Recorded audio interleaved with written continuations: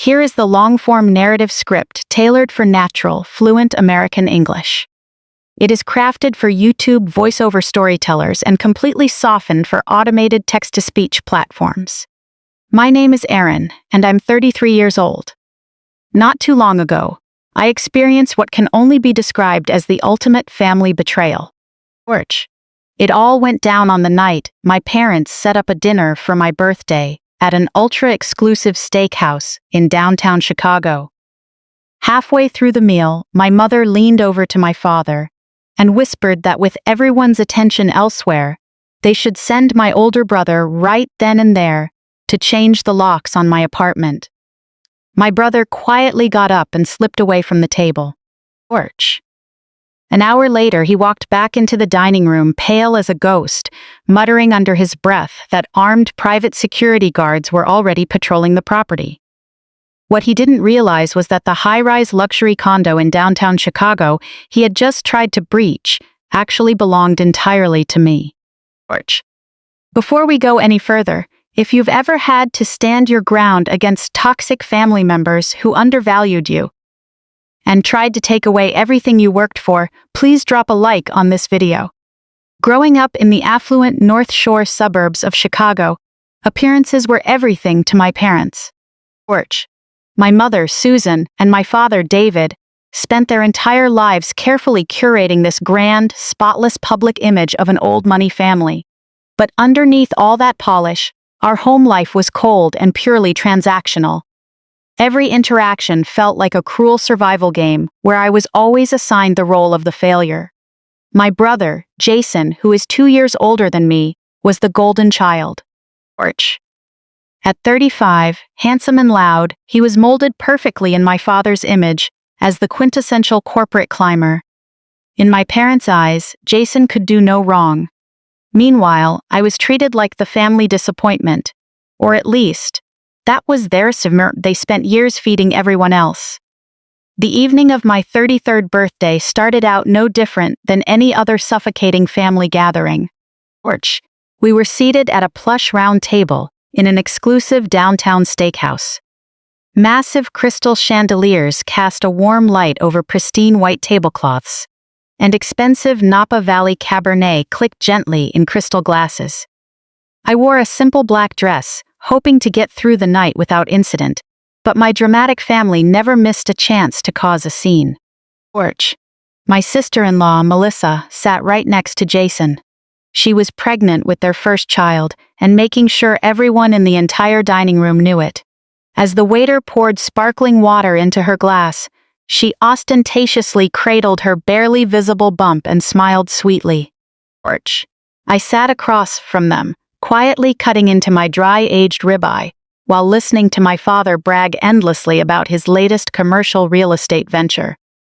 He ran a mid-sized commercial firm and was a textbook narcissist who loved nothing more than the sound of his own voice. When the dessert plates were cleared, my mother stood up.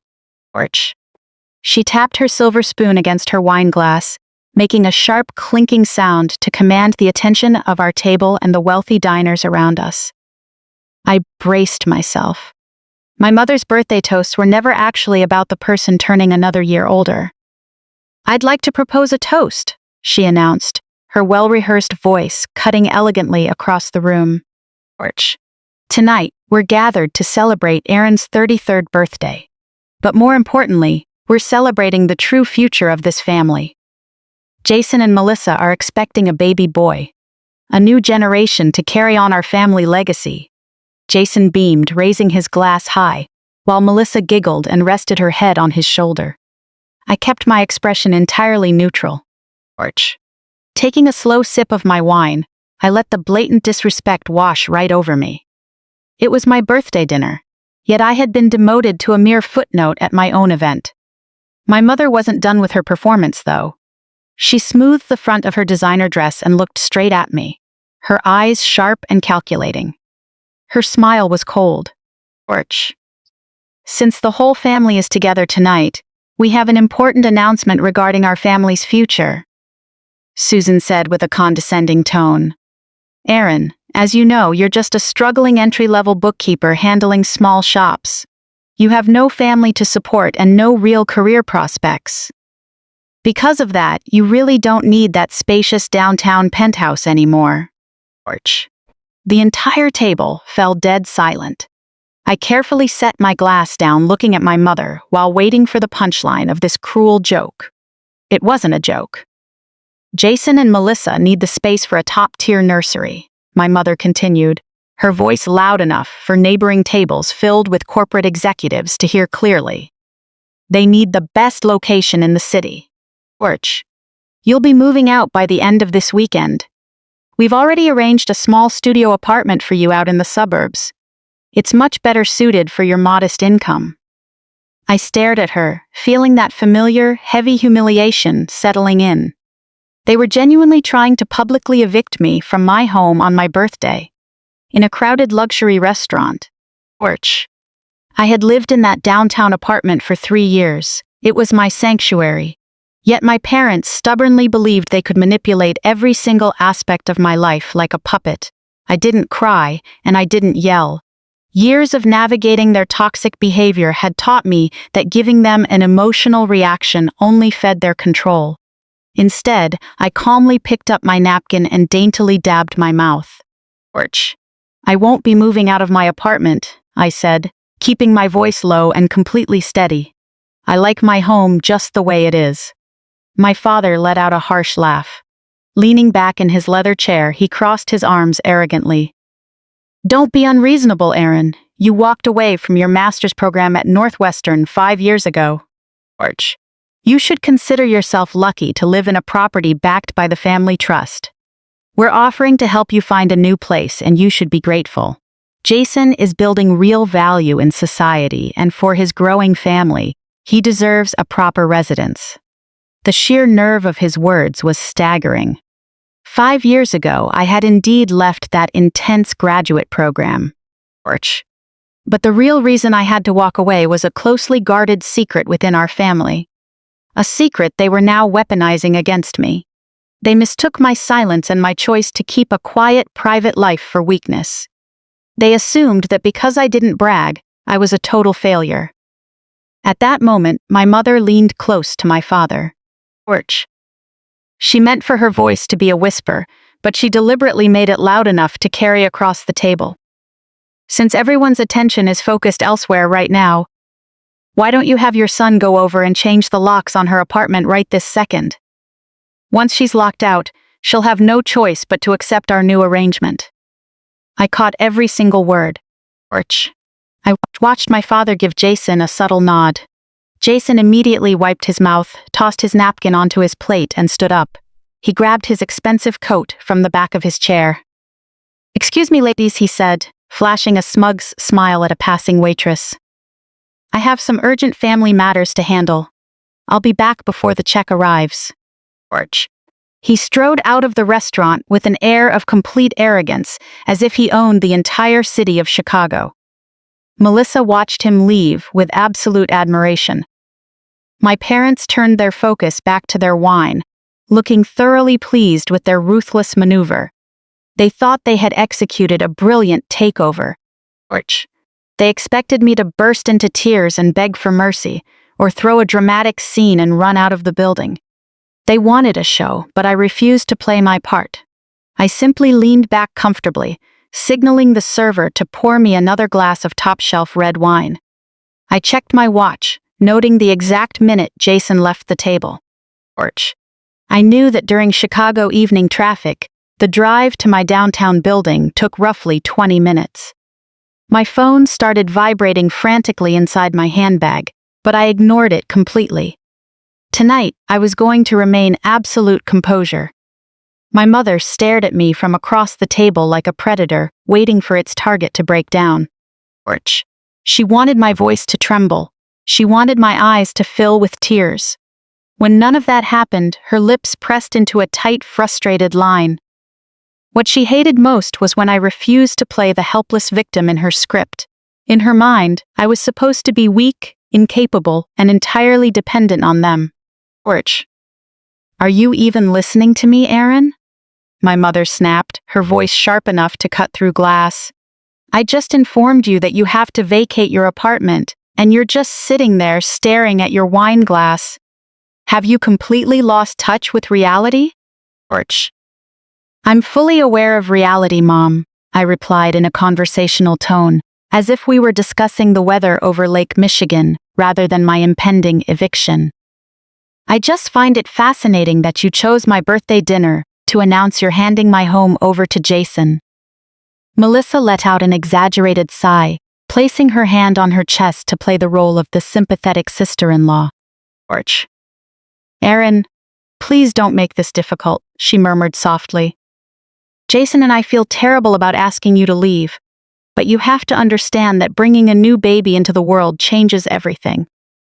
We need a great school district and a high-end neighborhood. You're on your own.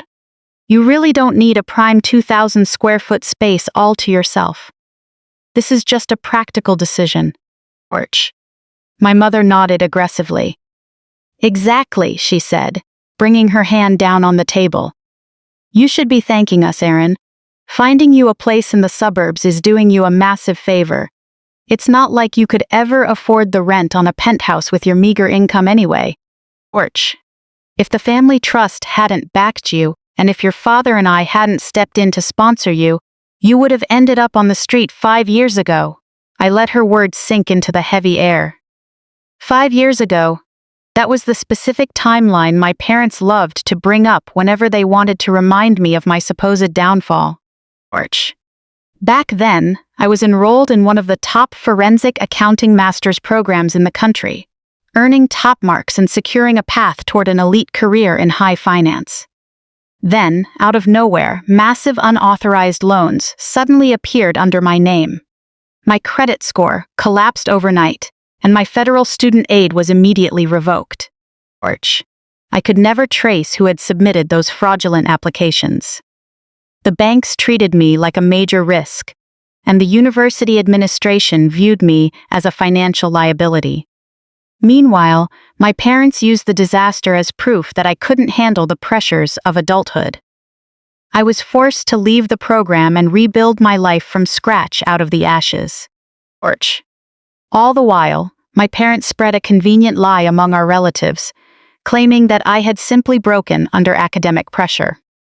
What they didn't know was that throughout those 5 grueling years, I kept every single collection notice, signature page, and account statement tied to that life-altering financial disaster. You destroyed your own future.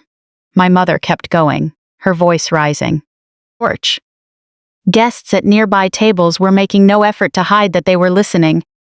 But my mother never cared about making a scene as long as she was tearing me down. You quit your master's program because you were too lazy to work hard. What have you been doing for the last 5 years? Orch. Bouncing between tiny companies doing basic tax filing for hourly wages while your brother climbed the corporate ladder. Jason is a vice president now. He deserves that penthouse. You're just wasting space. It was remarkable watching her completely rewrite history right in front of me. Orch.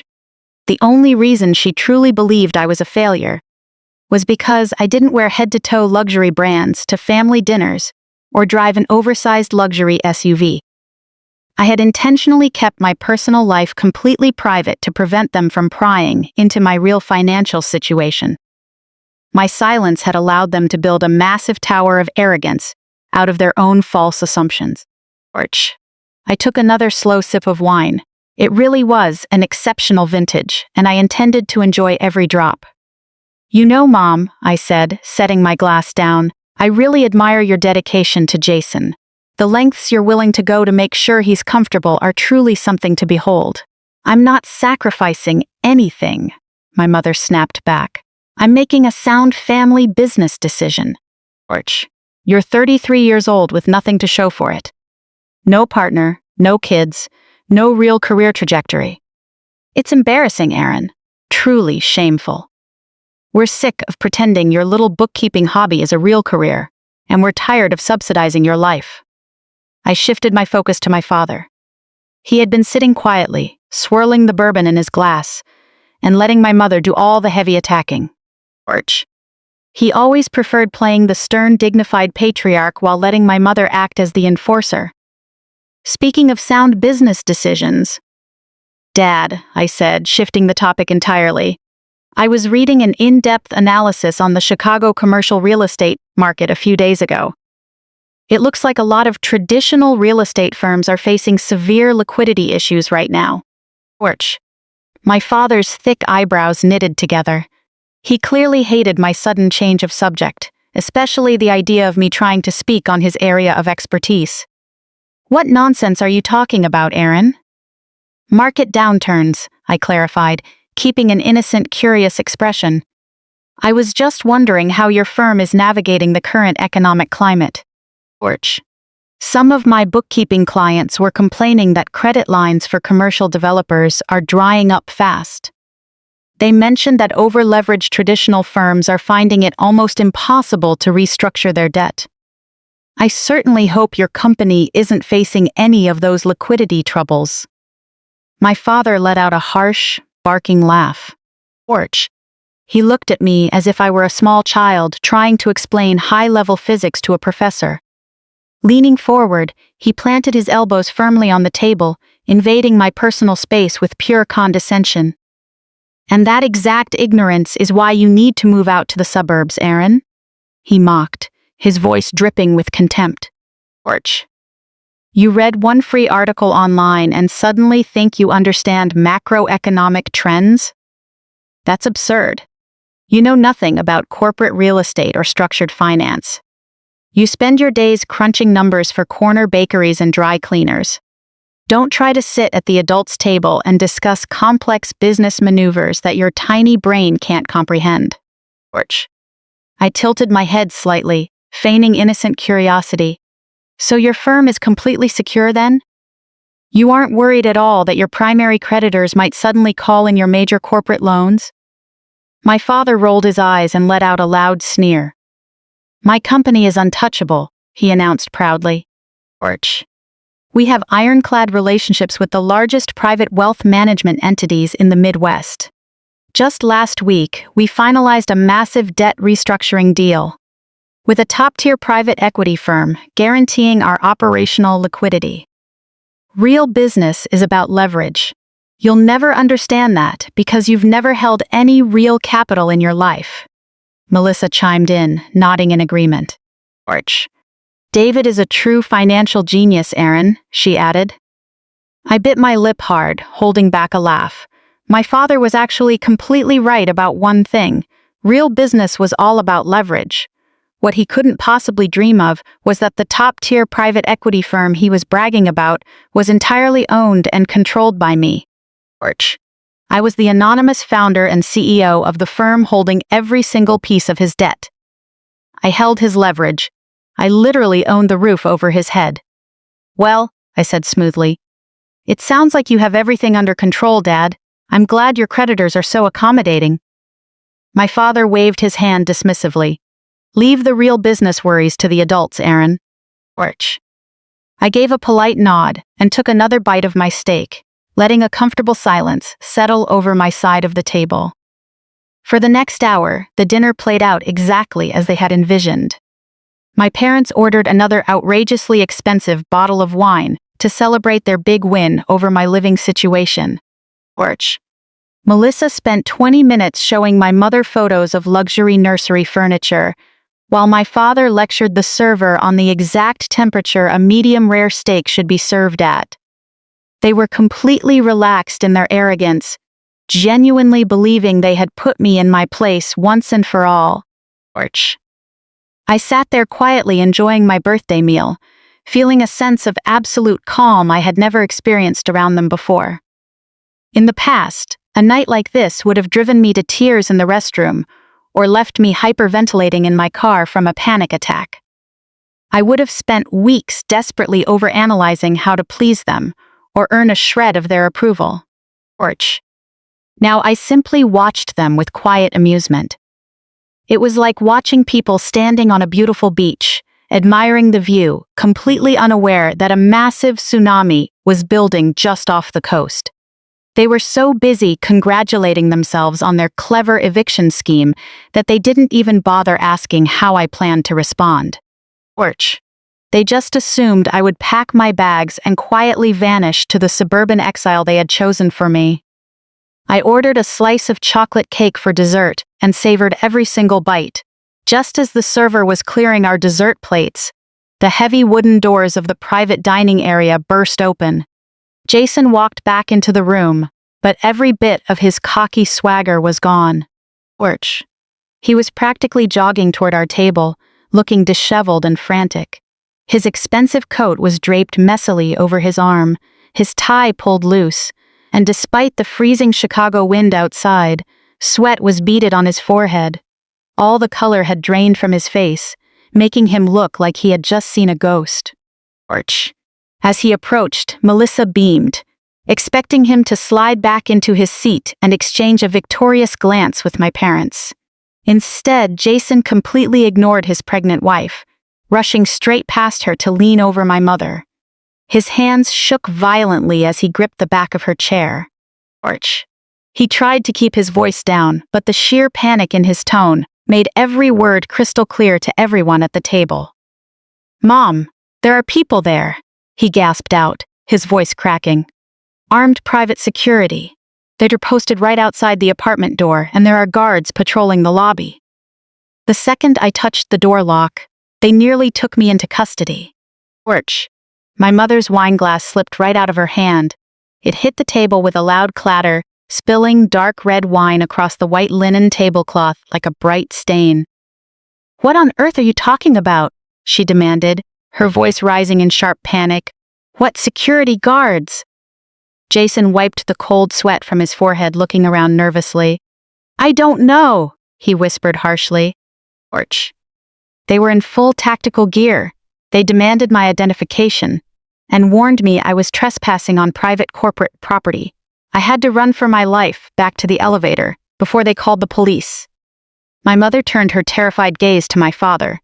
"David, what is going on?" Her voice squeaked from extreme tension. "Orch, did the family trust hire a new security detail for the building without telling us? Why would they threaten to arrest our son?" My father looked equally baffled. He pulled out his phone, his thick fingers tapping furiously on the screen, as if he could magically summon the building's property manager to explain the absurd situation. "Orch," he muttered under his breath about incompetent management, threatening to have people fired by morning. I decided it was time to put an end to their confusion. I set my fork down, picked up my napkin, and slowly, precisely dabbed the corners of my mouth. I folded it neatly and placed it next to my plate. Orch.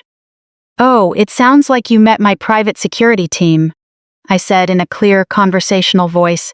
"I really should have warned you. They're highly trained professionals who take property boundary protocols very seriously." The entire table went dead cold. Jason stared at me, his mouth hanging slightly open. My mother gripped the edge of the table so hard her knuckles turned white. "Orch. What did you just say?" she hissed. "Your private security team? What nonsense are you talking about, Aaron? Where would someone like you get private security?" I gave her a warm, pleasant smile. "Actually, I do. That penthouse hasn't been under the control of the family trust for 3 full years. After my credit collapsed, I swore I would never let anyone else hold the keys to my future again. Orch. I purchased the condo through an intermediary shell company and cleared the title. Then, just last month, I officially acquired the rest of the residential and commercial units in the entire building. That security team answers directly to my property management firm, not to Dad, not to the trust, and certainly not to Jason. So, Mom, it isn't a family property anymore. Orch. It's my building and every entrance is under my direct supervision." The color drained completely from my mother's face. Melissa gasped, clamping both hands over her mouth. "I do want to sincerely thank you though, Jason," I continued, turning my attention to my trembling brother. "Orch. Thank you for publicly admitting in a crowded restaurant, in front of dozens of witnesses, that you attempted breaking and entering. If you ever come near my property again, that statement will make filing a police report remarkably simple." The silence surrounding our table was deafening. "Orch. The surrounding diners had completely stopped eating, staring openly at the high society drama unfolding right in front of them. My father slammed his phone face down onto the table so hard the screen cracked. The veins on his neck bulged against his stiff collar in pure rage. The grand corporate superiority he had spent a lifetime constructing was shattering into pieces right in front of his peers. "You ungrateful little brat!" my father roared, his voice trembling with furious anger. He reached across the table, pointing a thick finger directly at my face. "You think you're clever? Orch. You think playing games with straw buyers makes you a real player in the business world? You're nothing, Aaron. You run a pathetic little bookkeeping operation and I could crush you like a bug. I will destroy you by tomorrow morning. I'll call every single commercial contact I have in Chicago and make sure your sad little business loses every client it has. Orch, by the time I'm done with you, you'll be begging me on your knees for a job sweeping floors." Facing his loud and aggressive threat, I didn't flinch. I didn't even look away from his eyes. Instead, I slowly stood up from my chair and calmly smoothed down the folds of my dress. Reaching into my handbag, I pulled out a $50 bill and set it gently on the table as a tip for my glass of wine. Orch. I looked down at the man who had spent my entire life trying to make me feel worthless. I simply smiled at him, feeling an overwhelming sense of finality. He had no idea he had just walked right into a massive trap I had carefully laid out over the years. "I'll see you tomorrow, Dad," I said quietly. Then I turned and walked out of the restaurant with a confident stride, never looking back. The next morning, the crisp Chicago air was invigorating. I stepped out of my private black sedan and walked into the grand glass atrium of the skyscraper where my actual work took place. The security staff at the front desk nodded respectfully as I passed. I bypassed the main elevators and swiped my executive keycard at the private elevator. The doors closed and the elevator shot up to the 52nd floor, revealing the stunning city skyline through floor-to-ceiling glass. It was a beautiful Tuesday morning, and I felt completely clear-headed about the day ahead. When the polished elevator doors slid open, I stepped into the expansive reception area of my firm. The walls were lined with dark mahogany, and the floors were pristine white marble. On the brushed metal sign behind the front desk, the name of the company I had built from scratch over the last 5 years glistened: Obsidian Capital. We were one of the top forensic accounting and private wealth management firms in the Midwest, handling deep financial architecture for wealthy families and corporate entities. My team of 40 elite financial professionals was already hard at work, phones ringing softly while analysts moved between glass-walled conference rooms. This was my refuge. This was the empire I had built with my own hands. And my family still believed I was sitting at a folding table behind a dry cleaner filing basic tax returns. "Good morning, Ms. Aaron." My receptionist greeted me with a warm, professional smile as I walked past. "Thomas is already waiting in your office. He said it's urgent." I thanked her and strode down the executive hallway. Thomas was my chief corporate counsel and my most trusted ally. He had been by my side since day one, helping me navigate complex corporate and trust law, using intricate legal structures to secretly buy back my own debt, and launching my firm under complete confidentiality. He had a brilliant legal mind, wore tailored Savile Row suits, and had zero patience for arrogant corporate bullies. That made him the perfect person to help me dismantle my father's financial empire. I pushed open the double doors to my corner office and found Thomas standing by the floor-to-ceiling window, looking down at the busy city streets below. He held a sleek silver tablet, his expression serious. The morning light poured through the glass, doing nothing to soften the firm lines of his face. "Good morning, Thomas," I said, placing my bag on the desk before settling into my leather executive chair. "You're here early. I take it my father had a very eventful night after I left the restaurant?" Thomas turned around and let out a long sigh. He walked over and took a seat across from my desk. "Eventful. is an understatement, he said, setting the tablet on his lap. Porch. David spent the entire night frantically calling every major business contact he has in Chicago, trying to blackball you. He told property managers and small business owners that you were under federal investigation for fraud and demanded they terminate their bookkeeping contracts with you immediately. I couldn't help but laugh out loud. It was such a desperate, pathetic attempt. Porch. He genuinely thought that making a few angry phone calls to people who weren't even my employers would destroy my livelihood. He really has no clue what I actually do for a living, does he? I asked, leaning back. None at all, Thomas confirmed, shaking his head. The people he called were completely bewildered. Porch. Half of them had no idea who you were, and the other half hung up on him because he was screaming into the phone. When David realized his smear attempt wasn't working, because he couldn't even locate your actual business, he decided to change tactics. He decided to use the only leverage he thought he had left. The laughter instantly left my system. Porch. Sitting up straight, I placed both hands flat on the cool glass desk. What did he do, Thomas? He used his authority as executor to completely freeze your family's trust, Thomas said, his voice dropping an octave. He filed for an emergency injunction at 6 this morning, claiming he suspected severe financial mismanagement within the trust accounts. Porch. Because he's the primary executor, the bank had no choice but to comply with a temporary freeze until a full audit is conducted.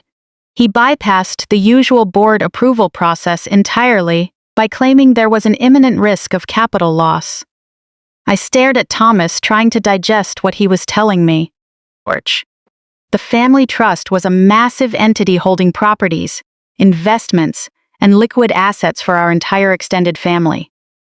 Freezing it was an absolute nuclear option. It meant no one could access their quarterly distributions, and none of the scheduled property maintenance could be paid out.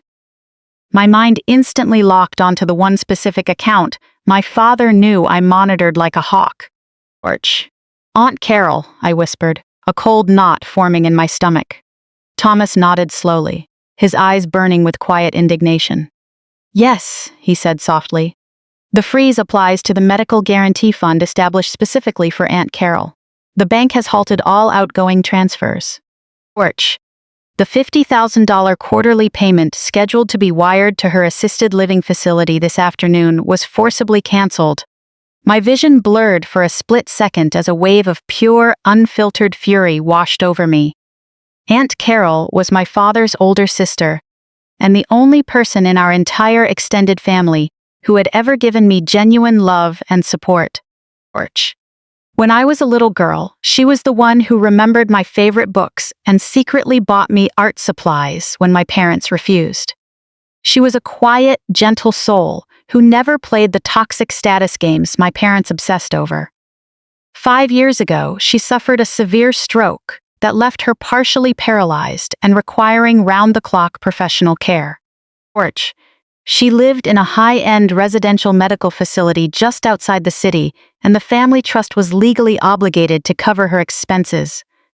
My father knew how much I loved her. He knew I visited her every single Sunday, rain or shine. He knew she was my only vulnerability. He had cut off her medical funding purely to get revenge on me. Porch. Has he completely lost his mind? I demanded, my voice trembling with a chilling calm. He's willing to risk his own disabled sister getting turned out of her care facility just to punish me for not giving my apartment to Jason. Thomas tapped his tablet, pulling up a digital copy of the court injunction. He specifically highlighted her medical fund in the filing, Thomas explained. Porch. He claimed to the judge that the facility's fees were inflated and required an immediate audit. It's a total fabrication, just a pretext to make withholding the funds look legal. The facility will issue an overdue notice tomorrow morning. If $50,000 isn't deposited within 48 hours, they have the legal right to begin transfer procedures to relocate her to a state-funded ward. Porch. I closed my eyes and took a long, steady breath. I pictured Aunt Carol sitting in her wheelchair, looking out the window of her comfortable room. I thought of the nurses who knew her daily routine and the specialized physical therapy she relied on. Moving her to a crowded, underfunded state facility would destroy her quality of life. The sheer stress of it could literally end her life. George. My own father was willing to sacrifice his sister's health and safety just to teach me a lesson about obedience. The sheer cruelty of it went beyond anything I had anticipated. I thought this was just a fight over an apartment. I thought it was just about his fragile ego and his golden boy son. George. My original plan was to slowly dismantle his business empire over several months, letting him feel the slow financial squeeze. He had just crossed a line from which there was no going back. He had turned an innocent, vulnerable woman into a weapon against me. Opening my eyes, I looked at Thomas. George. The very last shred of familial duty I felt toward my parents vanished into thin air, replaced by a cold, calculating resolve that felt terrifyingly right. Thomas, I said, standing up from behind my desk, I want you to authorize a direct transfer of $50,000 from my personal account to Aunt Carol's facility immediately. Use an anonymous representative. George. I will not allow her care to be interrupted for even a second. Thomas nodded, his fingers flying across his tablet. Consider it done, Aaron. The funds will clear before noon. So, what's our next move regarding David? I walked over to the floor-to-ceiling windows, looking down at the sprawling city. My father wanted to play a leverage game. George. He wanted to use money to starve out the vulnerable and force me into submission. He was about to learn that his capital was fragile, his methods were amateur, and his time had completely run out. My father thinks he controls my life, Thomas, I said, my voice softly echoing against the glass. He thinks he can manipulate me by hurting the people I love. George. It's time to show him who actually holds the leash. Prepare the corporate debt restructuring paperwork immediately. We're moving up our timeline to today. Thomas allowed a sharp, predatory smile to cross his face. It told me he was more than ready for the war ahead. I'll have every document ready within the hour, he promised. George. I stood by the window, watching the morning rush hour traffic crawl like tiny ants far below. The nature of this fight had fundamentally shifted. This was no longer just about defending my home or proving my success. This was about absolute, systematic downfall. My father had picked the weapon, and now he was going to drown in it. George. Thomas quietly exited my office, leaving me alone with the distant hum of the city. I walked back to my desk and sat down, letting the deep leather chair absorb the tension radiating from my shoulders. It was barely past 9 a.m., and the battle lines were fully drawn. George. I reached for my coffee cup, but before my fingers even touched the ceramic handle, my private phone vibrated aggressively against the glass desk. I looked down at the caller ID. It was Jason. The timing was almost comical. My father had executed his vicious financial freeze at dawn, and now he was sending his golden boy to deliver the ransom demands. George. I let the phone vibrate a few times, wanting Jason to wait. I wanted him to feel that subtle spike of anxiety when someone doesn't immediately jump to obey his authority. On the fifth ring, I calmly slid the screen and placed the phone to my ear. I didn't say hello. I just waited. George. Well, well, well, look who decided to pick up. Jason sneered, his voice practically vibrating with arrogant satisfaction. How's our strong, independent, big city girl doing this morning? I hope you enjoyed your little performance at the restaurant last night, because the show is officially over. I leaned back in my chair, keeping my breathing perfectly steady. George. Good morning, Jason, I replied, stripping all emotion from my voice. My morning has actually been extremely productive. What can I do for you? He let out a short, barking laugh that sounded eerily like our father. You don't have to play the tough CEO anymore, Aaron, he mocked. We know you're panicking right now. Dad just cut off Aunt Carol's medical coverage. George. The family trust is completely frozen, and the bank canceled the wire to her facility. Sign the deed to the penthouse over to me, or Carol gets turned out of that luxury care home today. We own you, Aaron. We've always owned you. I maintained absolute silence, letting his brutal ultimatum hang in the air. He was so proud of himself, genuinely believing that holding a vulnerable old woman hostage was a brilliant tactical maneuver.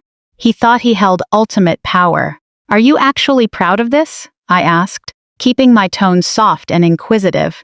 "You and Dad using a fragile woman as a bargaining chip just to force me out of my own home." "This isn't about pride, Aaron," Jason snapped, his tone shifting into something defensive yet even more venomous. "This is about maintaining the natural order of this family. You stepped way out of line last night. You tried to make us look like fools in front of Melissa and the restaurant staff. Did you really think hiding behind an anonymous shell buyer meant you could keep that penthouse for yourself? Dad is a master at this game. He knows exactly how to break people, and he will destroy anyone who disrespects us." I let out a slow, deliberate breath. "Hasn't he been draining the family trust for years?" I asked, stating it as an objective fact rather than an accusation. "I've seen the financial disclosures, Jason. Dad has been pulling outrageous management fees from our cousins' accounts, and money that was supposed to be estate dividends magically vanished into mysterious administrative expenses. You and Dad have been legally bleeding the vulnerable members of this family dry for years just to support your lavish lifestyle." Jason didn't even bother to deny it. In fact, he sounded insulted that I dared to question their methods. "That's called wealth management, Aaron." He laughed loudly. "Dad built the business framework that protects this family, and he deserves to be compensated for his oversight. If he needs to reallocate funds from accounts that are just sitting there doing nothing to secure better resources for the members who actually build value, that's his absolute privilege. I am his heir. I'm the vice president of his firm. My child is the future of this bloodline. Aunt Carol is just a drain on our resources anyway. Putting her in a state facility is probably something we should have done years ago." The sheer coldness in his words sent a fresh chill through my veins. He genuinely viewed human beings as mere line items on a spreadsheet. If you weren't useful to their fake corporate image, you were completely disposable trash. The mindset was repulsive. "So, you believe blackmailing me with her medical care is a legitimate business strategy?" I pushed further. "You genuinely believe that threatening her health will make me surrender a multi-million-dollar property to you without a fight?" "I know it will," Jason countered with absolute confidence. "Because you're weak, Aaron. You've always been weak. You care way too much about people who don't matter, and Dad knows exactly how to weaponize your vulnerabilities against you.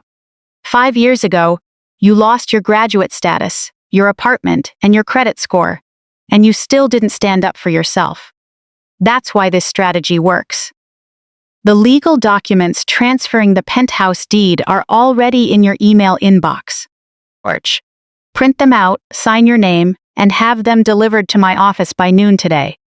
If you refuse, I'll call the facility myself and inform them that the trust payments are canceled indefinitely. I'll make sure Aunt Carol is moved out by the weekend, and you'll carry the guilt for the rest of your life knowing your stubbornness did that to her. You have 3 hours to think about it."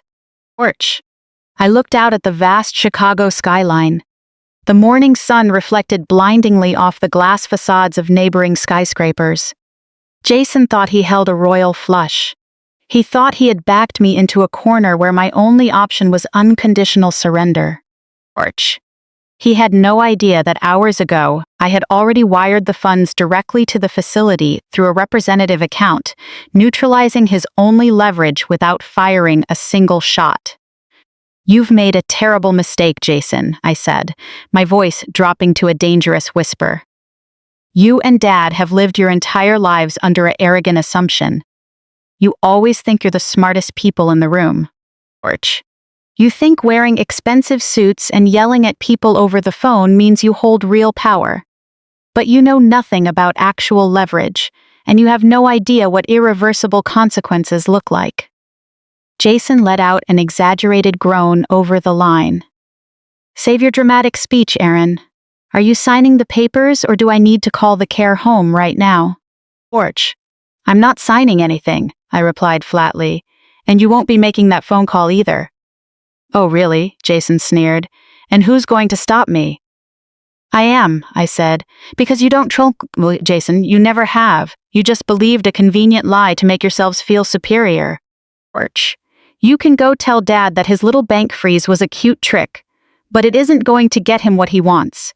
My apartment is entirely mine, and as for Aunt Carol, you don't need to worry about her medical bills ever again. What is that supposed to mean? Jason demanded sharply. It means our conversation is over. Goodbye, Jason. I hung up the phone. Porch. Almost simultaneously, Thomas's tablet chimed with a confirmation email from the facility's administrator. He turned the screen toward me. The wire had cleared. Aunt Carol's account was fully funded for the quarter, and all her scheduled therapy sessions would proceed as planned. The administrator had officially halted the transfer process my father had tried to trigger. Aunt Carol wouldn't be moved, wouldn't be questioned, and wouldn't be frightened by any of this drama. For the first time that morning, the pressure in my chest eased slightly. I instructed Thomas to set up a completely independent medical trust funded entirely by my personal accounts before the end of the day, with ironclad legal firewalls to keep every member of my family permanently out. No executor under my father's control would ever touch her care again. Thomas nodded. Carol is safe, Aaron. Permanently. I looked down at my phone. Jason still foolishly believed he held our aunt's future over my head. He had no idea his supposed hostage had been completely removed from the board. That certainty didn't soften my anger. It refined it, making it sharper. Now I could execute the final strike without worrying about collateral damage to the one innocent person they tried to place between us. Placing my phone face down on the desk, I took a deep breath. The office was quiet, but my mind was running at top speed with absolute clarity. I pressed the intercom button and asked Thomas to step back inside. When he walked through the heavy wooden doors, I gave him the final order. I instructed him to initiate an immediate, comprehensive freeze on all of my father's corporate and personal lines of credit, citing suspicious financial activity linked to the sudden, unauthorized injunction against the family trust. Thomas tapped his tablet screen, allowing a razor-sharp, knowing smile to spread across his face. He confirmed that the freeze would take effect across every affiliated banking institution within the hour. By noon today, my parents and my arrogant brother wouldn't even be able to purchase a cup of coffee without their transactions being harshly declined by the system. At 3:12 p.m., Thomas forwarded a real-time security update from our partner banking systems.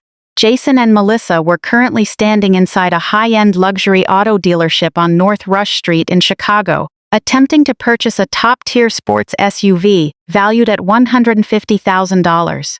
I pulled up the secure video feed on my office monitor. Jason stood under the showroom's bright lights, resting one hand on the car's silver roof as if he already owned it. Melissa was filming him on her phone, recording a boastful video for her social circle about their early baby gift. A young salesman stood beside them, holding a tablet, a tight, awkward professional smile plastered on his face. The salesman tapped his screen, paused, and tried again, his smile straining even further.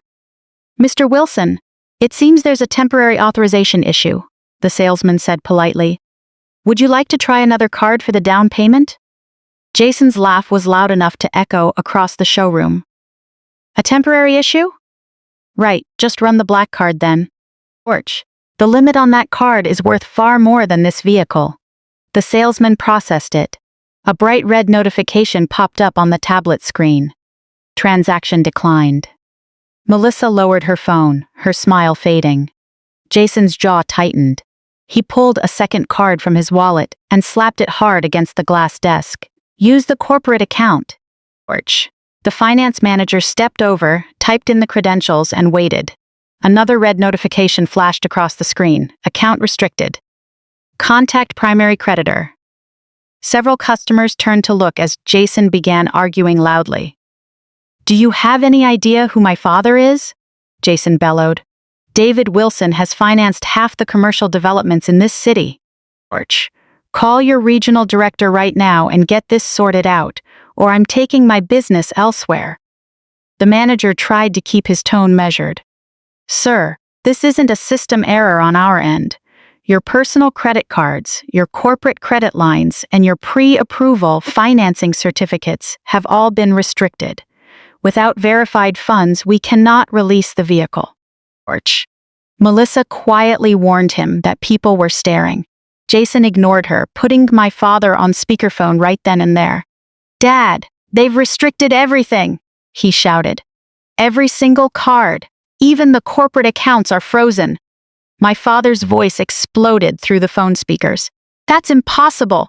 Put that manager on the line right now." The manager politely but firmly declined to take the phone. Jason then tried to authorize a wire transfer directly from the family trust account. The banking portal blocked his login instantly, displaying the exact same restriction notice. His arrogant composure crumbled instantly. Looking around the showroom, he realized every customer had just witnessed the golden boy, discovering he was entirely broke. Melissa stopped recording altogether, stepping back to put distance between them. Jason grabbed the vehicle keys from the display stand, stubbornly insisting that since he had signed the intent to purchase forms, he had the right to drive the car off the lot. Two dealership security guards immediately stepped between him and the exit. "Set the keys on the table, Mr. Wilson," one of the guards said sternly, "and leave the premises immediately." Jason slammed the keys down so hard they slid across the glass table and crashed onto the floor. He shouted that the dealership would pay for humiliating him, but the threat sounded hollow, like the desperate, pathetic ranting of a defeated bully. The guards escorted him through the front doors while Melissa trailed a few steps behind, covering her face as several onlookers recorded the scene on their phones. The video feed ended. Watching his defeat didn't fill me with wild joy. It simply gave me absolute confirmation that all their power had only ever relied on borrowed passes from other people. Thomas called a few minutes later. "The restriction is holding firmly across all affiliated institutions," he reported. "David has zero operating credit available, and Jason has no personal liquidity. They're going to come looking for you tonight like wild animals." I closed the video window and stood up. Good. I had an evening social event at an exclusive downtown Chicago country club in less than 2 hours. If my family wanted another public confrontation, they knew exactly where to find me. Changing into a tailored black evening gown, I gathered my files and left the office at 5 p.m. sharp. My driver took me straight to the top-tier club in downtown Chicago. The city's most influential federal judges, top investors, and wealth management tycoons were already gathering under the crystal chandeliers. I had been a respected platinum-tier board member here for 2 years, while my parents were merely basic standard members who barely managed to pay their annual dues on time. I walked through the grand mahogany double doors, politely handing my heavy winter coat to the waiting attendant. The main ballroom was bathed in the warm, inviting light of massive crystal chandeliers. Waiters in crisp white uniforms glided through the room carrying silver trays of champagne and expensive appetizers. Elegant conversation filled the air, accompanied by the gentle melodies of a string quartet in the corner. I moved toward the center of the room, smiling and greeting several familiar faces, completely in my element. I was engaged in a pleasant conversation with a prominent federal judge and a major commercial real estate developer when the heavy brass doors of the ballroom were suddenly kicked open with aggressive force. The loud bang echoed through the room, bringing the string quartet to an abrupt halt. Turning my head, I saw my mother, Susan, storming into the room like a completely unhinged woman. My father, David, and my brother Jason followed right behind her. All three of them looked completely out of place and out of breath. My mother's hair was messy, and her face was flushed, dark red with extreme anger. She wore an over-the-top cocktail dress that looked wildly inappropriate for the setting. Her frantic, agitated eyes scanned the crowded room until they locked directly onto me. Instead of walking politely through the distinguished crowd, she shoved past a group of elderly investors, charging straight toward where I stood. The entire ballroom fell dead silent. The city's top elite stopped their private conversations, staring openly at the absurd scene unfolding before them. You could have heard a pin drop. My mother stopped a few feet away from me, breathing heavily as if she had just run a marathon. "You malicious little thief!" my mother screamed, her voice cracking as it echoed off the vaulted ceiling. "How dare you show your face here after what you did to your own family?" I maintained a perfectly straight posture, my expression completely neutral as I looked at her calmly. I didn't raise my voice or step back from her aggressive stance. I simply watched her with a hint of quiet curiosity. "What are you talking about, Mom?" I asked softly. She threw her hands in the air, letting out a hysterical, overly dramatic laugh. "Don't play dumb with me, Aaron!" she shrieked, pointing an accusing finger straight at my chest. "You committed massive federal wire fraud. You hacked into your father's corporate accounts and stole Jason's money. You froze all of our credit cards just because you're a jealous, unstable spinster who can't stand seeing her brother succeed." My father stepped up beside her, trying to look imposing, but his wrinkled suit and sweaty face only made him look desperate. "You're going to federal prison, Aaron," he threatened loudly, ensuring everyone in the room could hear. "We know you manipulated the banking system to freeze our assets. Because of your petty little revenge scheme, Jason was humiliated at an auto dealership today. Melissa is at home crying hysterically because this stress is dangerous for her baby. You tried to ruin the life of your pregnant sister-in-law, all because no man will ever want you." My mother took another step closer, invading my personal space. Forcing out exaggerated tears, she let out a sob, playing the ultimate victim card in front of the wealthy onlookers. "You're a complete failure, Aaron," she cried, wiping her face with the back of her hand. "We gave you everything. When you dropped out, we fed you and gave you a place to live. And how do you repay us? By trying to destroy us and stealing from your own brother. You're a twisted, pathetic woman, and you need to be put in an institution." The high society guests watched in absolute shock. They were accustomed to quiet dignity and polite disagreements, not a screaming brawl in the middle of a formal dinner. My mother was delivering the performance of her life, counting on this public humiliation to force me into submission and unfreeze their accounts. She believed that if she embarrassed me enough in front of my professional peers, I would break down like I used to and give in to their demands. She was convinced I was still that weak little girl who would do anything to avoid conflict.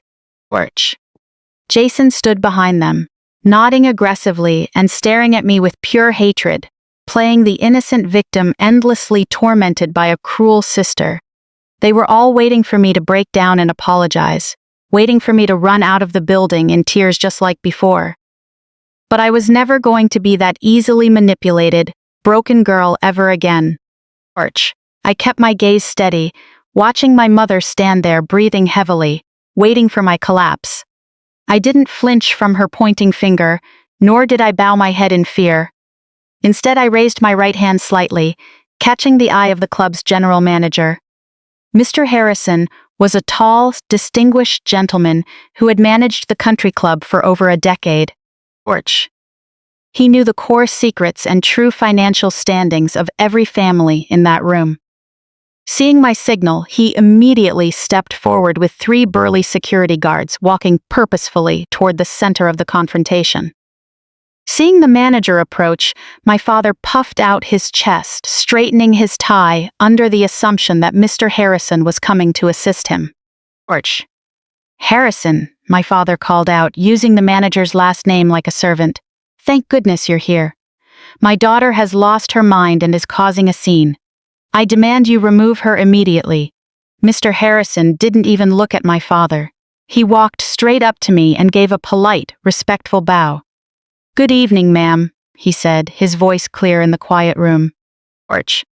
I deeply apologize for this unfortunate disruption.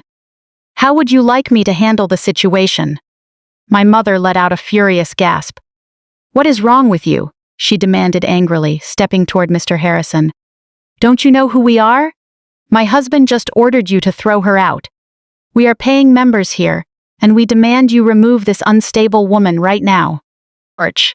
I folded my hands neatly in front of me, giving the manager a quiet smile. Mr. Harrison, I said, my voice remaining perfectly calm and controlled. These three unidentified individuals rudely interrupted a private professional event. They are hurling profanities and attempting to publicly harass me. Arch. As a Platinum Tier board member of this club, I am formally requesting that you enforce our strict zero-tolerance policy on harassment. Platinum Tier board member, my father repeated, his voice dropping into a confused whisper. What nonsense are you talking about, Aaron? You can't even afford the basic membership fee here, Mr. Arch. Harrison finally turned his gaze to my parents, his expression completely cold. Actually, sir, Miss Aaron is one of our most respected board members, he informed my father with a tone of seamless professional contempt. She holds the highest level of membership we offer. You, Mr. David, hold a basic standard membership. Arch. And I must inform you that the credit card on file for your monthly dues was declined by the bank this afternoon.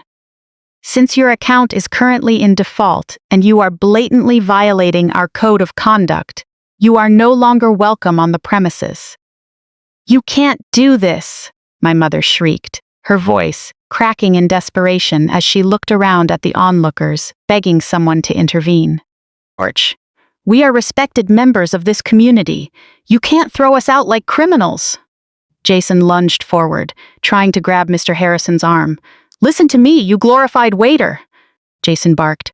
My father brings millions of dollars into this city every year. If you lay a hand on us, I swear I'll sue this club into bankruptcy. Mr. Harrison simply gave a calm nod to the security guards. Arch. Gentlemen, he said coldly, please escort these non-members to the exit. Do not allow them to stop for their coats. We will mail their belongings to their residence in the morning. The security guards moved instantly, firmly gripping my father's and Jason's arms. My father tried to pull away, but the guards' grips were ironclad, forcing him to stumble back toward the heavy brass doors. Arch. You'll pay for this, Aaron! My mother screamed in genuine panic as another guard firmly took her shoulder, pulling her away from me. She was practically dragged across the floor, breaking down into tears as she went. I'm your mother! You're a monster! The entire ballroom watched in stunned silence as the once perfect family was physically thrown off the property. Arch. The prominent federal judge I had been speaking with raised an eyebrow, observing the dramatic exit with great interest. Jason fought back the hardest, struggling violently until he accidentally kicked over a small cocktail table, sending a tray of champagne glasses crashing to the floor in a shower of shattered glass. Let go of me, Jason shrieked, his voice hoarse with pure rage. Arch. We will destroy you, Aaron. We will take everything you have. I stood perfectly still, watching them get dragged away. For 33 years, I had watched them build themselves up by stepping on others. I watched them wear tailored suits, wear polite smiles, and manipulate the people around them. Arch. Now the world finally saw them for what they truly were. Mean, cruel bullies who instantly crumbled into pathetic messes the moment their borrowed power was stripped away. When the heavy brass doors finally slammed shut behind them, locking them out in the cold Chicago night, a long, awkward silence held the ballroom. Then, Mr. Harrison snapped his fingers, signaling the staff. Arch. The broken glass was quickly swept away, and the string quartet raised their instruments, launching into a soothing classical melody. The warm, elegant atmosphere of the evening returned instantly, as if my family had never existed at all. Mr. Harrison turned back to me, giving another small bow. "I apologize again, Ms. Aaron," he said softly. "I will personally see to it that their memberships are permanently revoked tomorrow morning. If you require any further assistance tonight, please do not hesitate to ask." As he turned to calm the other guests, I took a deep breath. I turned back to face the federal judge and the commercial developer I had been speaking with earlier. I half expected them to find an excuse to leave this drama-filled corner. Instead, the judge simply smiled, taking a slow sip of his bourbon. "Your composure under pressure is remarkably impressive," he said approvingly, a spark of genuine respect in his eyes. "I must admit, I had no idea you were a board member here. Reaching platinum tier at your age means your firm's performance must be extraordinary." I offered him a warm smile, seamlessly switching back into my professional executive persona. "We prefer to keep a low profile," I explained smoothly. "Our clients value discretion and confidentiality above all else. But yes, my firm experienced significant growth in the fourth quarter." For the next hour, we engaged in a deep discussion on the nuances of the Chicago real estate market. No one brought up the screaming match that had just taken place, and no one asked about my family being dragged out by security. In this world, power and composure were the only currencies that mattered. By maintaining my dignity and exercising my legitimate authority, I had proven to everyone in that room that I truly belonged. As the event wound down, I excused myself to the powder room. I needed a moment of absolute quiet to process everything that had just happened. The marble-adorned room was empty. Walking slowly over to the large gilded mirror above the sink, I stared at my reflection, looking into the deep, calm eyes staring back at me. The adrenaline from the confrontation was gradually fading, leaving behind a razor-sharp, focused clarity. I picked up a hand towel, ran it under cold water, and pressed it gently against my wrists. As the cold water grounded me, my mind replayed the chaotic final seconds of my family's ejection from the ballroom. Just before the heavy brass doors locked them out, Jason had managed to break free from the guard's grip for a fraction of a second. Digging his expensive leather shoes into the marble threshold, he let out a sharp, desperate roar into the foyer, believing the threat would completely destroy me. "We're selling the Lake Geneva cottage, Aaron!"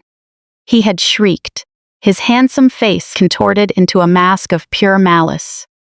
"We're putting it on the market tomorrow morning. We're going to use every single penny from that sale to launch a massive lawsuit against you. I will take every inch of land you've built."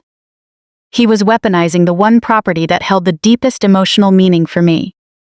That lakeside cottage sat on the picturesque shores of Lake Geneva, Wisconsin. My late grandmother had owned it for over 40 years. She was a warm, vibrant woman who loved spending her summers planting wildflowers or sitting on the wraparound wooden deck painting watercolor landscapes. When I was a little girl, whenever the suffocating expectations and toxicity from my parents became unbearable, my grandmother would take me away to that cottage. It was the only place in the world where I felt safe and truly loved. She taught me how to fish off the wooden dock and how to bake blueberry pie from scratch. Before she passed away when I was 22, she promised me that the cottage would always be mine. She wanted me to have a permanent sanctuary away from the toxic environment my parents created. She had even explicitly written it into her original will, stating that the property would transfer directly to me upon her passing. But my father had his own agenda. David always viewed that cottage as a valuable, underdeveloped real estate asset rather than a home. Within days of my grandmother's passing, he brought in his team of high-priced corporate lawyers to contest the will. He claimed to the judge that because I was too young and emotionally unstable, I was completely unfit to manage such a valuable piece of real estate. He manipulated the legal system, entangling the estate in endless bureaucratic red tape until he forced a settlement that transferred the deed directly under his commercial holding company. Porch. Through legal maneuvering, he stole the one thing my grandmother had left for me. For the past decade, he used that cottage as a private vacation getaway for himself and Jason, keeping me completely locked out. Jason knew exactly what that cottage meant to me. Porch. He knew that even the thought of it falling into the hands of strangers would have caused the old Aaron to suffer a complete mental breakdown. He shouted that threat in the country club foyer, specifically hoping to see my face twist in agony. He expected me to run after him, begging on my knees not to sell my grandmother's legacy. But that old Aaron was dead. Porch. The woman standing in the country club powder room, looking at her reflection in the mirror, was a battle-tested private equity CEO. I understood the real meaning behind Jason's threat. It was far from a display of power, let alone a brilliant strategic move. It was a giant neon sign broadcasting that they were facing absolute, catastrophic financial desperation. Porch. By freezing their personal and corporate credit lines, I had severed their liquidity lifeline. They had zero cash on hand. They couldn't pay their massive mortgages, couldn't cover their luxury car leases, and couldn't pay their country club dues. Porch. They desperately needed massive liquid funds to maintain their illusion of wealth, and the only unencumbered asset they had left was that lakeside cottage. To survive this freeze, they were planning to liquidate it as fast and quietly as possible. Drying my hands, I pulled out my phone and opened an encrypted chat thread with Thomas. Porch. I typed only what he needed to know, telling him that Jason had just announced the cottage would be listed within hours. I instructed him to alert me the moment the property hit the market, but emphasized that no one from my firm was to make contact with my family. Thomas replied instantly, "Understood. We're watching their every move." Porch. Staring at his message, a picture flashed in my mind of my grandmother, standing on the dock, teaching me how to hold a fishing pole without disturbing the water. Reclaiming that cottage couldn't be an impulsive purchase driven by anger. It had to serve as evidence, leverage, and a decisive correction of my father's past theft. I sent a final instruction. Porch. Prepare an offshore buyer identity that cannot be traced back to me under any circumstances. Do not submit any offers until the title history and all signature requirements have been thoroughly reviewed. Seconds later, the reply arrived, already pulling the files. I locked my phone, took a deep breath, and walked out of the powder room. Porch. Jason thought his threat had successfully pushed me into a panic. In reality, he had just handed me the next key asset to seal their downfall, placing it right into my trap. Over the next 48 hours, everything unfolded with precise predictability. The complete freeze on my father's corporate and personal credit lines acted like a tightening noose around the neck of his entire empire. Porch. My legal team monitored the aftermath of this financial storm from our downtown office, watching the financial oxygen they relied on get drained hour by hour. Thomas reported that David's commercial vendors were suddenly demanding full cash advances that he simply couldn't provide. Porch. The lease checks for Jason's luxury cars began bouncing one after another, and my mother's favorite high-end boutiques on Michigan Avenue quietly began declining her once unlimited credit cards. Their perfect world, so meticulously built on endless capital, was shrinking right before their eyes. Porch. For people who built their entire self-worth on spending money effortlessly, this pure panic was suffocating. They were drowning in an ocean of frozen assets, desperately needing a lifeline.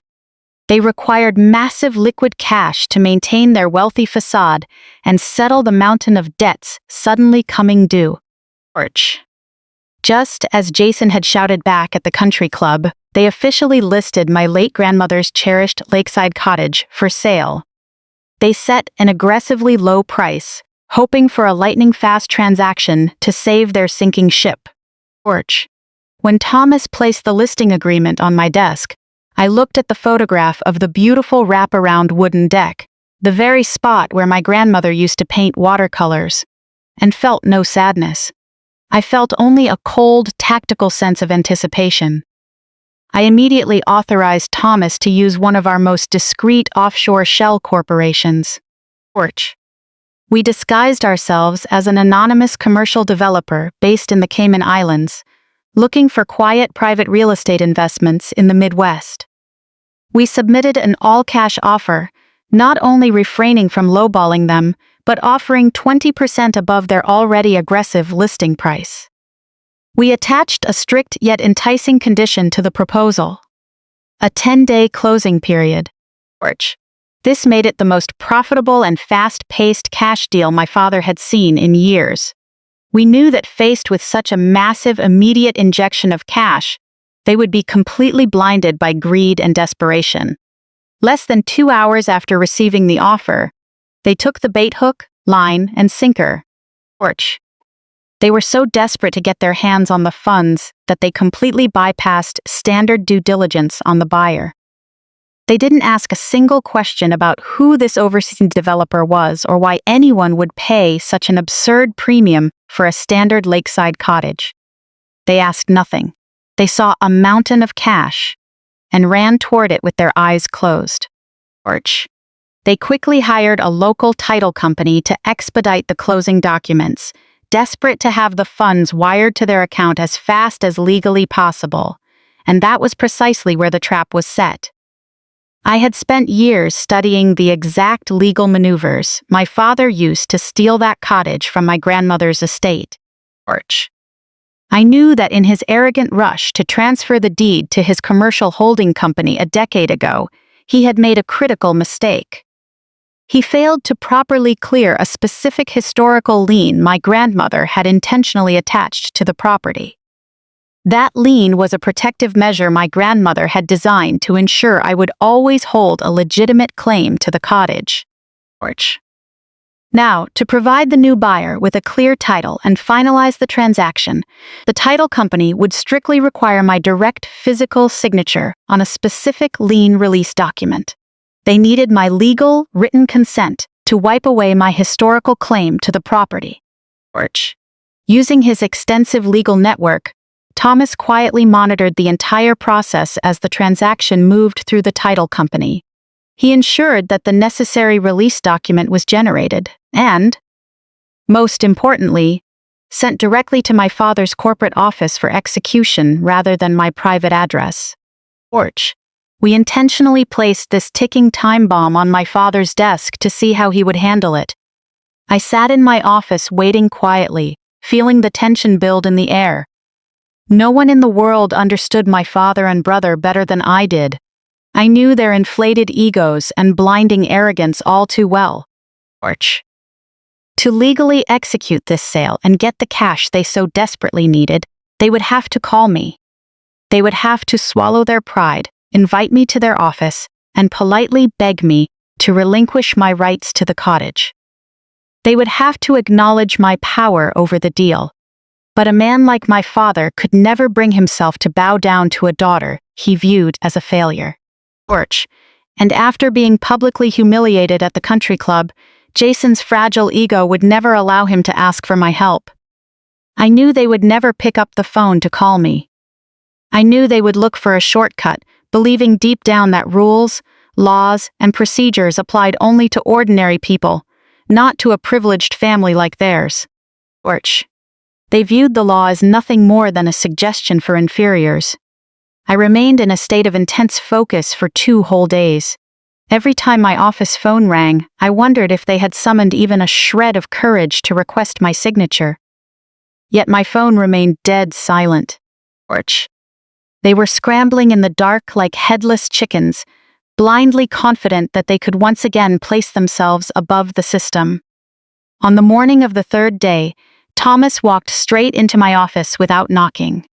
Without a word, he stepped up to my desk and placed a thick stack of freshly printed, ink-scented closing documents onto the glass surface. I looked up at his face. His expression was a mix of absolute disbelief and the fierce triumph of a predator watching its prey step into a trap. "They actually did it," Thomas said, his voice barely above a whisper. "I just received the digital copy from the title company. They submitted this fully executed document an hour ago to finalize the sale. Slowly extending my hand, I pulled the thick stack of papers toward me. Orch. I flipped past the standard purchase agreement and property disclosure forms until I reached the final page. There, at the very bottom of the historical lien release form, was a signature line with my full legal name clearly printed underneath. I stared at the dark blue ink resting on that line.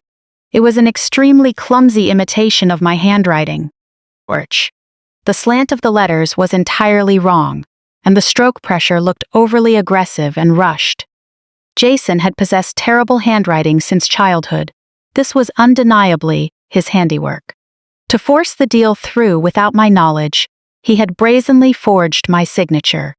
Yet the sheer audacity of the crime went far beyond that. Orch. I shifted my gaze slightly to the right to inspect the crucial witness validation section.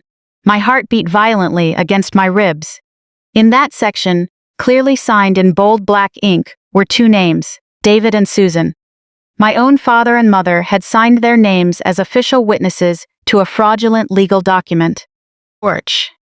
They had knowingly and willingly watched their eldest son forge my signature on a sensitive real estate contract. They had put their own names on the line, backing a desperate lie, simply because they were too arrogant to bow down to me and too desperate for quick cash to wait. Orch. They thought they were merely taking a clever shortcut around a tedious bureaucratic hurdle to save their crumbling suburban lifestyle. They had no idea they had just handed me a loaded, lethal weapon, the exact evidence I desperately needed to permanently dismantle them. Orch. By submitting this forged document to an overseas commercial development firm secretly controlled by me, my entire family had jointly committed federal wire fraud and felony forgery. I now held irrefutable evidence that could ruin every single one of them forever. I stared at the heavy sheets of paper resting quietly on the glass desk. Orch. The chilling reality of what my parents and brother had just done hung over the room like a heavy blanket. Thomas stood silently across from me, watching as my eyes scanned the forged signatures. This wasn't some minor administrative oversight or a simple misunderstanding of contract law. It was a deliberate, calculated, and severe criminal act. Orch. Jason had picked up a pen and intentionally copied my name to steal real estate. My father, held up as a corporate leader, had affixed his signature directly below it, validating a lie. My mother had done the exact same thing. They had essentially handed me the keys to their federal prison cells. Thomas finally broke the silence, his voice steady yet sharp with disbelief. Orch. We have everything we need, Aaron, he said, tapping the thick dossier folder beside the forged contract. The title company logged the submission timestamps. We have a complete digital trail proving this document was uploaded directly from the internal network at your father's private office. They can't claim ignorance, and they can't pin this on some temporary assistant. Orch. They authorized it personally. They signed it personally. They sent it personally. Picking up the forged document, I walked slowly over to the floor-to-ceiling window overlooking the city. The afternoon sun cast long golden shadows between the downtown skyscrapers. For 33 years, I had played the role of the scapegoat. Orch. I was the one who took the blame for every family failure, while Jason was shielded from consequences, no matter what he did. My father had spent his entire career lecturing everyone from the head of the dinner table about corporate ethics and accountability, firmly believing that laws and rules applied only to others, never to a big shot like him. Orch. Now he had crossed a line that even his highest-priced corporate lawyers couldn't erase. What's our next move? Thomas asked softly, stepping up to stand beside me. Do we terminate the transaction immediately and notify the FBI? I shook my head, my eyes still fixed on the horizon. Absolutely not, I replied, my voice eerily calm. Orch. If we stop it right now, they might argue it was just a draft or an administrative error. They could try to pull back before the actual exchange of funds occurs. Under federal law, to solidify a felony wire fraud charge, The funds must actually cross state or international lines. We need to complete this transaction. Thomas raised an eyebrow as a slow, fierce smile spread across his face. George, you want to send them the money? Yes, I turned to face him. I want our offshore shell corporation to approve these title documents immediately. Tell the title company that everything looks perfect. Wire the full cash offer of $3 million directly into my father's primary corporate account before the end of the day. Let them get what they've been dreaming of. George, let them feel the rush of that massive sum hitting their bank account. Once they accept those funds, the criminal chain is completely closed. It becomes permanent, ironclad evidence. Thomas gave a firm nod and immediately pulled out his phone to contact the escrow officer. Walking back to my desk, I sat down, feeling a profound sense of clarity. George, I wasn't just taking back my grandmother's cottage. I was going to dismantle the toxic power structure that had trapped me my entire life. I watched the clock on the wall as the seconds ticked by. In less than 2 hours, Thomas returned to my office with final confirmation. The funds had been successfully transferred. George, over $3 million had been wired directly from our secure offshore account into David's corporate holding account. The title company had officially recorded the transfer of the deed. My grandmother's cherished lakeside sanctuary was now legally back in my hands, safely tucked behind the impenetrable firewall of my corporate structure. George, it was the easiest real estate acquisition I had ever completed. Now we wait, I told Thomas. Let them celebrate. Let them think they won. The massive wire transfer showed up on David's corporate online banking dashboard later that evening. However, the receiving bank placed the international funds under an overnight settlement review as part of standard anti-money laundering protocols. George, my family could see the $3 million balance, naively believing their crisis was entirely resolved. Yet they couldn't move a single cent before the compliance window closed the following morning. That technical delay provided the perfect window for Thomas and me to lock down all the evidence before Jason could start spending it. 2 forensic analysts joined us. George, we backed up the escrow instructions, the forged lien release, the witness signatures, and the network logs showing the document was uploaded from David's office. We saved the title company timestamps and matched them perfectly with the wire records from my holding company. The chain of custody was spotless. The paperwork proved exactly what happened and where it occurred. George, what it couldn't prove, however, was what each person specifically knew. In court, David could still try to blame a subordinate. Susan could claim she merely signed a page she hadn't read. Jason could insist he thought I had authorized him to sign on my behalf. George, their explanations would be absurd. But in the judicial system, a skilled defense attorney only needed to plant a single seed of reasonable doubt in the minds of a jury. Thomas closed the folder. We can notify Agent Miller now. The FBI can freeze the funds during settlement. Not yet, I replied. If we strike before they feel completely safe, they'll shut up and get lawyers. George, I want them relaxed to the point of total arrogance. Thomas looked at the calendar. My parents were attending the Chicago Business Foundation's annual charity gala tomorrow evening.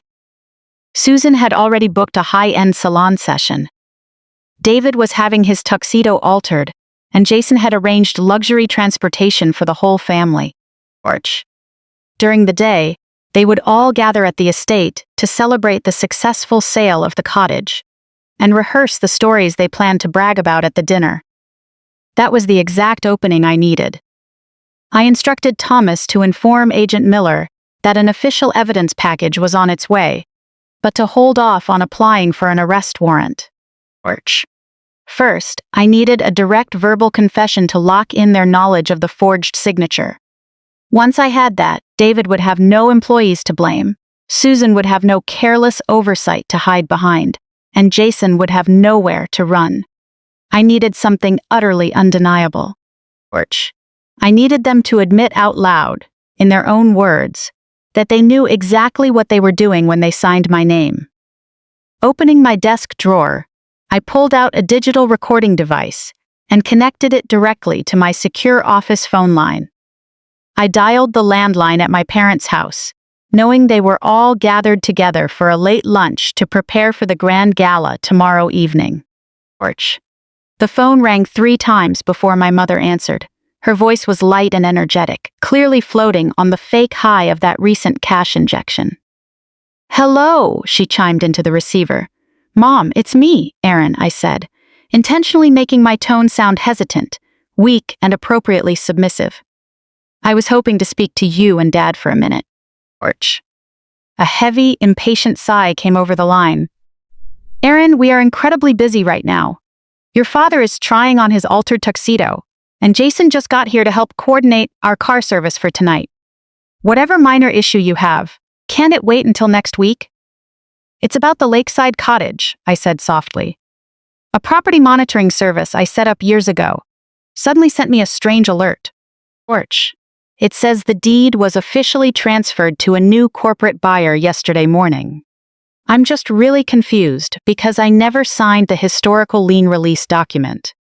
A long, tense, and uncomfortable silence stretched across the open line. I hit the red button on the recording device, watching the light flash steadily. Porch. I could hear muffled whispers in the background as my mother covered the receiver with her hand. A moment later, a loud click sounded on the line as she switched to speakerphone. "Aaron!" my father boomed, his voice laced with pure irritation. "What stupid game are you playing now, monitoring my property behind my back?" Porch. "That wasn't your property, Dad," I replied, injecting a touch of innocence and hurt into my voice. "Grandmother left it to me. Even if you took the deed, I still held the lien. Without my signature, the sale isn't legal. I just want to know what happened, so we can clear this up before the title company notices the error today." Porch. "You don't need to worry about the title company," my father interrupted dismissively. "The deal is completely finalized and the funds have settled. We sold it to an overseas developer who gave us an incredible cash premium. It was a brilliant business move far beyond your comprehension." Porch. "But how did you bypass the signature requirement?" I pressed, letting my voice quiver as if I were on the verge of tears. "Did you get a judge to overturn my legal claim?" Jason let out a harsh laugh in the background. "God, you really are a drama queen, Aaron," he sneered.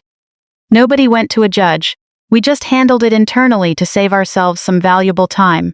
Porch. "Handled it internally?" I repeated, making sure the recording device captured every single syllable clearly. "Jason, what does that mean? It means we took care of it." My mother interjected rudely, her tone shifting from annoyance to condescending superiority. "You were incredibly disrespectful at the country club the other night, embarrassing us in front of so many important people." Porch. "We know you too well. We knew you'd use the cottage signature to throw another fit and stall the entire process. We needed the cash immediately to handle some temporary liquidity issues. So, we just signed your name for you. It was all for the good of the family." Her casual, horrifyingly complete confession landed like a bomb. A surge of raw emotion hit my chest. Porch. They had just committed a federal felony, and she talked about it as if she had borrowed my sweater without asking. "You forged my signature?" I asked, making sure to state the exact legal term clearly. "Oh, stop using such dramatic words, Aaron," my mother scoffed with disgust. "You're making a mountain out of a molehill. We simply signed on your behalf. It was for the family's benefit." Porch. "Just like 5 years ago when we signed on your behalf to apply for those student loans to cover Jason's tuition. You turned out fine, didn't you?" The world stopped spinning at that exact moment. The air in my beautiful modern office suddenly turned as cold as an icebox. The hum of the city outside faded into complete silence. Porch. My breath caught in my throat as my mother's offhand, devastating confession crashed over me like a mountain. 5 years ago. Back then, I was pursuing my master's degree in forensic accounting at Northwestern University. I was at the top of my class, finally building an independent life away from this toxic family. Porch. I was weeks away from securing an internship with a top Wall Street commercial investment firm. Then came that devastating letter from the bank. My credit score was completely ruined. Someone had stolen my identity, applied for multiple large loans, and intentionally defaulted. The financial collapse was so sudden and severe that I lost my apartment and my academic aid overnight. When the university required a strict financial background check for the internship, my ruined credit instantly disqualified me. I was forced to drop out of the master's program, scraping by on low-paying entry-level accounting gigs just to survive. For 5 whole years, I carried the deep shame of that financial disaster. I spent countless nights crying in my tiny studio apartment, naively believing my identity had been stolen by some faceless hacker overseas. I poured thousands of hours into painstakingly rebuilding my credit score from absolute zero. There was no faceless hacker sitting in a dark room. The thieves who stole my future had been sitting right at my family's dining table, smiling as they passed me the mashed potatoes while destroying my life. My own parents had secretly stolen my social security number and identity to fund their golden boy's lavish lifestyle and cover his worthless business degree. They sacrificed my future without a second thought, all to clean up Jason's failures. And now, my mother brought it up as a casual anecdote, merely to justify why signing my name today was perfectly acceptable. "Are you still listening, Aaron?" My mother's voice broke through the ringing in my ears. "I need to finish getting my hair done. We'll see you at the gala tonight. Please try to dress decently for once." I didn't say a word. I set the receiver back down onto its base, cutting the line. Hitting the stop button on the recorder, I sat there motionless. The silence in the office felt heavier than ever. 5 years of painful self-blame. 5 years of guilt believing I had somehow leaked my own information. All of it felt so absurd now. I had spent countless nights wondering which suspicious website or compromised card reader had caused my downfall. That shock quickly gave way to a cold, unbreakable resolve. It seeped from my bones, instantly freezing away every last trace of weakness left in me. I picked up my phone and dialed Thomas directly. He answered on the first ring, his voice sharp and alert. "What happened?" "I got the confession," I told him, all emotion completely drained from my voice. My mother just admitted on a recorded line that they forged my signature to finalize the sale of the cottage. Not only that, she casually admitted that 5 years ago, they stole my identity to apply for those fraudulent student loans in my name for Jason. Thomas gasped on the other end of the line. "That was the final nail in their coffin, Aaron. We have absolute, ironclad proof of identity theft and a long-standing pattern of financial fraud. Federal prosecutors are going to salivate over this evidence." I looked out the window at the city sprawling far below, feeling a sense of absolute control. "The waiting is officially over, Thomas," I said. It's time to close the trap once and for all." By the following morning, the offshore wire transfer had cleared completely and settled securely into my father's primary corporate holding account.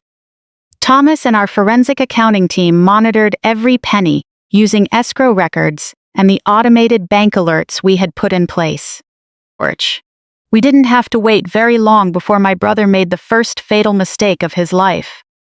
Less than 2 hours after the funds became fully available, Jason executed a massive external wire transfer. He didn't buy a new luxury sports car, nor did he invest in commercial real estate. Instead, he immediately wired a full $100,000 to an offshore account associated with a notorious illegal international sports gambling syndicate. Jason had been hiding massive gambling debts from everyone. Now, he had just used the proceeds from a fraudulent real estate transaction to pay off a criminal organization. He had personally escalated a family forgery case into a severe federal charge of money laundering. When Thomas handed me the printed confirmation of Jason's wire transfer, I smiled. My brother had always been his own worst enemy, but this act of self-destruction was a genuine piece of art. It's time, I told Thomas, standing up from behind my desk and smoothing the front of my blazer. Orch. Issue the legal notices immediately. Use top priority certified couriers and deliver them straight to my father's corporate boardroom. Make sure Jason receives his copy by hand as well. Thomas nodded, a look of intense excitement flashing in his eyes. That legal notice was drafted to cause maximum psychological and legal devastation. Orch. It officially notified David Wilson and Jason Wilson that the anonymous overseas developer who had purchased the lakeside cottage was in fact a corporation wholly owned by me. The document plainly detailed that the property transfer they submitted contained forged signatures and fraudulent witness attestations. Orch. It laid out with brutal clarity the severe federal statutes they had willfully violated, including federal wire fraud, identity theft, and criminal forgery. I wanted them to read those terrifying legal terms. I wanted them to realize that their clever little shortcut had just legally tied them to an inevitable federal prison sentence. Orch. I wanted them to finally understand that the daughter they had discarded like trash was the sole architect of their total ruin. I sat in my office, waiting for the delivery confirmation. It took the certified courier just 40 minutes to reach my father's downtown corporate headquarters. Orch. According to the receipt, the heavy envelopes were delivered straight into the hands of David and Jason while they sat in their corner office, celebrating what they believed was a financial victory. I pictured the exact moment my father tore open the seal and pulled out those pristine white pages. Orch. I imagined the smug smile evaporating from his face as his eyes scanned the dense legal language and locked onto my name, listed as the sole owner of the acquiring corporation. I pictured the suffocating panic seizing his chest as he realized the millions sitting comfortably in his bank account were actually irrefutable evidence of his own crimes, and that those funds were now nuclear waste. Orch. I didn't have to imagine it for very long. Less than an hour after the documents were delivered, my private office line began ringing frantically. The caller ID displayed my father's personal cell phone number. I let it ring. He called 6 times in a row without leaving a single voicemail. He was unspooling rapidly. The iron grip he had maintained over our family for decades was crumbling to dust. Orch. He thought he had outsmarted me, but he had blindly walked into a cage made of reinforced steel and handed me the key to the padlock. However, my father was a cornered animal, and cornered animals always try to bite their way out. He was not a man who would ever gracefully accept defeat or take responsibility for his malicious actions. Orch. He had spent his entire career shifting blame onto subordinates and escaping accountability through expensive legal loopholes. I knew he would try to find a way to redirect the blast onto someone else. I just hadn't realized he could be ruthless enough to take it to such an extreme to save himself. Orch. Late that afternoon, Thomas burst into my office without knocking, his face flushed red from urgency. "We have a situation, Aaron," Thomas said rapidly, shutting the heavy glass door behind him and pulling down the blinds. "I just hung up with my contact inside your father's compliance department. David is in a state of absolute panic." Orch. The moment he read your legal notice, he realized the sheer weight of the federal charges about to explode over his head. But he didn't call his defense attorney to negotiate a surrender. Instead, he immediately demanded an emergency, closed-door board of directors meeting for first thing tomorrow morning. I leaned forward, resting my elbows on the smooth glass desk. Orch. What is he planning to do at an emergency board meeting, Thomas? Thomas took a deep breath, his expression dead serious. He plans to completely restructure his corporate liability. He is fabricating documents to retroactively appoint you as the CEO in charge of the holding company that managed the Lakeside Cottage deal. Orch. He intends to present these fake files to the board and claim that you were an insider who masterminded the entire fraudulent sale from within. He is planning to frame you for everything. The cold-blooded nerve of his plan hung heavily in the air. he wasn't just trying to escape accountability. He was actively attempting to send his own daughter to federal prison just to protect his precious financial empire. A slow smile spread across my face. "Then let him hold his board meeting," I said softly. "We'll show up in person tomorrow and watch him burn to ash." Early the next morning, David stood at the head of a massive mahogany conference table. Dressed in his impeccably tailored suit, he tried desperately to project the false aura of authority he had relied on for decades. Thomas and I stood outside the heavy glass doors of the boardroom, quietly observing the pathetic performance. "The forged cottage document is just the tip of the iceberg," I said. "Dad didn't call this meeting today just to frame me. He did it because the proceeds from the cottage deal exposed a massive, deep-seated financial collapse." Thomas connected my tablet to the projector. The fake diagram David had used to frame me vanished, replaced by the firm's actual cash ledgers, creditor schedules, and investor account data. For the past 5 years, David has been illegally misapproving operational capital from restricted investor funds, I told the board. He covered these withdrawals by executing complex, temporary transfers between property subsidiaries, then used short-term commercial debt to fill missing balances before quarterly reviews. On paper, the accounts looked intact. In reality, each cycle drove the firm deeper into debt. Richard stepped closer to the screen, pointing at a series of transfers highlighted in red. "This money all went to private LLCs. Who owns these companies?" Jason shifted uncomfortably in his chair. Thomas switched the slide. Ownership records appeared on the screen, displayed alongside a series of invoices.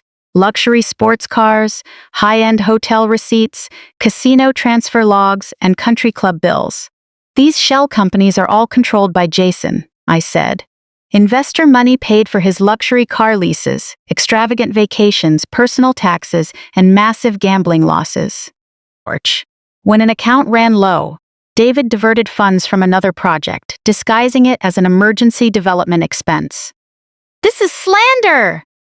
David shouted, his voice hoarse. "These were legally authorized executive advances under my compensation agreement." "Then produce the authorization documents," Richard said coldly. David opened his mouth, but not a single word came out. "These records didn't come from your vulnerable internal accounting software. They came directly from third-party escrow agents at partner banks, federal tax filings, and independent creditor reports. The request forms for those diverted funds carry your own signature." Thomas placed certified copies in front of Richard. Every document bore independent timestamps and verification codes that no internal spreadsheet could alter. Susan began to cry loudly. She turned to the directors, as if her tears could magically restore her dignified image once again. "We knew nothing about the investors' money," she wailed. "David handled the business. Everything Jason received was just an allowance from his father."